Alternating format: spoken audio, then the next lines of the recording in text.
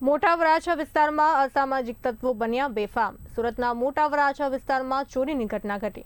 મોટા વરાછા સ્થિત સુમન નિવાસના ગેટ પાસે ચોરી। એક દિવ્યાંગ વ્યક્તિની કેબિનમાં તસ્કરોએ હાથફેરો કર્યો। ચોરોએ કેબિનમાંથી અંદાજે 5,000નો માલ સામાન સટકાવ્યો। 14,200ની રોકડ અને સહિત 20,000ની ચોરી કરી ફરાર થઈ ગયા। સવારે હું ગલ્લો ખોલું બરાબર 6 વાગે એટલે પહેલાં મારા ઘરના આવ્યા કે ભાઈ આવીને જોયું કે ગલ્લો તૂટેલો છે બરાબર।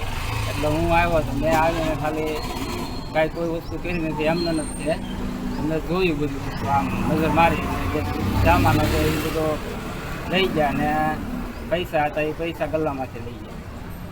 જયંતિભાઈ, તમે છેલ્લા ઘણા વર્ષોથી બીમારીથી લડી રહ્યા છો અને એ બાબતે તમે શું કહેવા માંગો છો અને તમારે ઘરે કેટલી દીકરીઓ છે? મારે હું છેલ્લા 3 વર્ષથી મારા દ્વારા કેન્સર આંતરડાનું ઓપરેશન કરાવેલું બરાબર। એટલે આ મારે આજીવન છે અને મારે હાલમાં અત્યારે 3 દીકરી છે અને પોતે અમે 2 માણા એટલે અમે 5 જણાનું ગુજરાન મારું આમાં હાલે છે। તો જયંતિભાઈ, આમાં તમે દવાખાનાનો ખર્ચો કાઢો, તમે આમાં ઘરનો ખર્ચો કાઢો, તો આમાં અંદાજિત ચોરી કેટલા રૂપિયાની રકમ થઈ છે? ચોરીમાં એવું છે કે મેં મારે કેમ્પાનું ફ્રીજ લેવાનું હતું ને એટલે મેં 14,200 મેં એમને ગલ્લામાં મૂકેલા હતા બરાબર। એ ગલ્લામાં એ લઈ ગયા અને ચિલ્લર હતું એ બધું લઈ ગયા અને બાગબાન હતા, વિમલ, ટાન્સન એ માલ હતો એ અંદાજે 65,000નો માલ એ લઈ ગયા।